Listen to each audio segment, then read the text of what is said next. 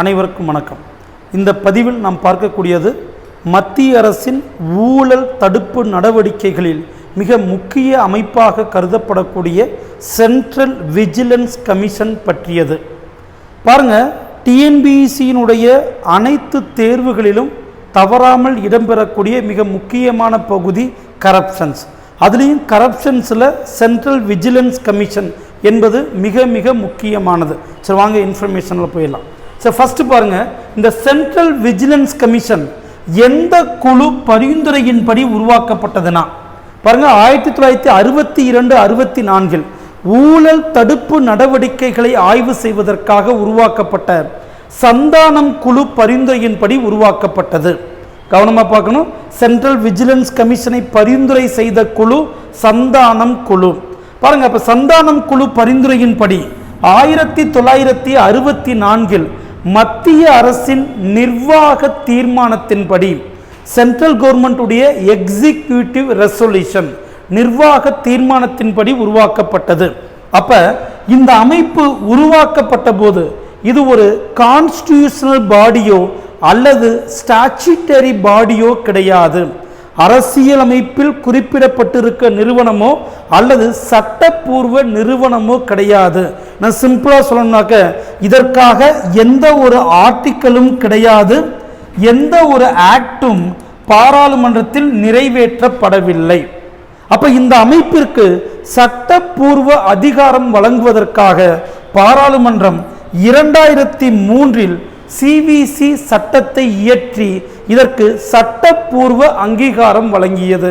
அப்ப at present பார்த்தீங்கன்னா central vigilance commission constitutional பாடி கிடையாது, ஆனால் சட்டப்பூர்வ அமைப்பு, மறந்துடக்கூடாது. சரி, அப்ப பாருங்க, மத்திய அரசின் ஊழலை தடுக்கக்கூடிய முதன்மை நிறுவனமாக செயல்படக்கூடியது சிவிசி. கரப்ஷனுக்கு எதிரான பிரைமரி மெயின் ஏஜென்சி இன் சென்ட்ரல் கவர்மெண்ட் அப்படின்னா சென்ட்ரல் விஜிலன்ஸ் கமிஷன். ஸோ தகவலை மறந்துடாம கவனமாக நோட் பண்ணிடுங்க. சரி, அடுத்து வாங்க, இதோடைய அமைப்பு வாங்கினேன். இதோடைய அமைப்பை பொறுத்த வரைக்கும் அப்போ சிவிசி பாருங்க, ஒரு சென்ட்ரல் விஜிலன்ஸ் கமிஷனரையும் 2 விஜிலன்ஸ் கமிஷனர்களையும் கொண்டுள்ளது. அப்ப இவர்களை குடியரசுத் தலைவர் நியமிக்கிறார். அப்ப குடியரசுத் தலைவர் நியமிப்பதற்கு பரிந்துரை வழங்கக்கூடிய குழு எது? பாருங்க, பிரதமர், மத்திய உள்துறை அமைச்சர், மக்களவையின் எதிர்க்கட்சி தலைவர், பிரதமர் தலைமையிலான உள்துறை அமைச்சர் சென்ட்ரல் ஹோம் மினிஸ்டர், லோக்சபாவினுடைய ஆப்போசிஷன் லீடர் எதிர்க்கட்சி தலைவர் அடங்கிய குழுவின் பரிந்துரையின்படி இவர்களை குடியரசுத் தலைவர் நியமிக்கிறார். அப்ப பாருங்க, இவங்க 4 ஆண்டுகள் அல்லது 65 வயது வரை அந்த பதவியில் இருக்கிறார்கள். ஒருவேளை பதவி காலத்தில் தவறான நடத்தையின் காரணமாக பாருங்க பதவி நீக்கம் செய்யப்படலாம். அப்ப இவர்களை யார் பதவி நீக்கம் செய்வார்கள் அப்படின்னு பார்த்தீங்கன்னா குடியரசுத் தலைவர் பதவி நீக்கம் செய்கிறார். அப்ப இவர்களை ரிமூவல் பண்ணக்கூடிய அதிகாரம் குடியரசுத் தலைவருக்கு உண்டு. ஆனால் அதற்கான விசாரணை அறிக்கை பாருங்க உச்ச நீதிமன்றம். அப்போ உச்ச நீதிமன்றத்தினுடைய விசாரணை அறிக்கையின் அடிப்படையில் குடியரசுத் தலைவர் இவர்களை பதவி நீக்கம் செய்கிறார். சரி, அடுத்து பாருங்களேன், இந்த விஜிலன்ஸ் கமிஷனுடைய salary and allowances and power and functions பாருங்க, நல்லா பாருங்க. இந்த சென்ட்ரல் விஜிலன்ஸ் கமிஷனருக்கான சம்பளம், படிகள், பணி நிபந்தனைகள் பார்த்தீங்கன்னா யூபிஎஸ்சியினுடைய தலைவருக்கு நிகராக இருக்கிறது.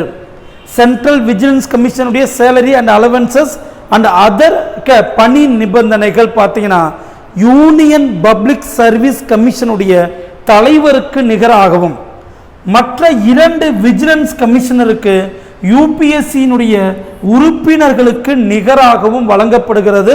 ஒன்ஸ் நியமனத்திற்கு பிறகு இதை குறைக்கவோ மாற்றவோ முடியாது. நம்ம அதிகப்படுத்தலாமே ஒழிய இவர்களுக்கு எதிராக இதை மாற்ற முடியாது. ஸோ அமைப்பு கவனமாக பார்க்கணும். சரி, அடுத்து இவங்களுடைய செயல்பாடுகள் என்னவாக இருக்கும்?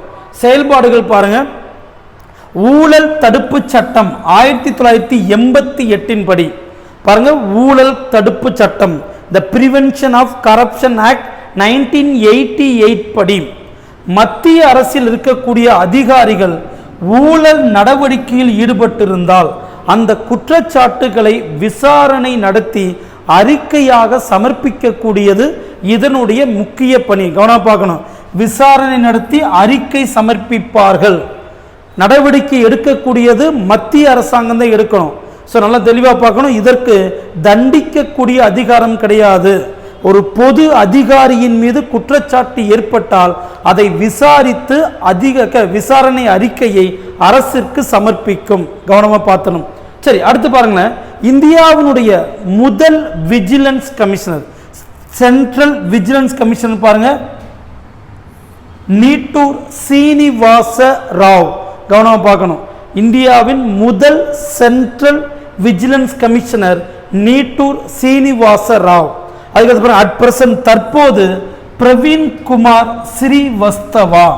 தற்போதைய central vigilance commissioner Praveen Kumar Srivastava இருக்கிறார். இப்போ கவனமாக பார்க்கணும். மத்திய அரசினுடைய முதன்மை ஊழல் தடுப்பு அமைப்பாக சென்ட்ரல் விஜிலன்ஸ் கமிஷன் செயல்படுகிறது. சரிங்களா? ஸோ அடுத்த பதிவில் CBI, central bureau of investigation பற்றி நம்ம பார்க்கலாம். நன்றிப்பா.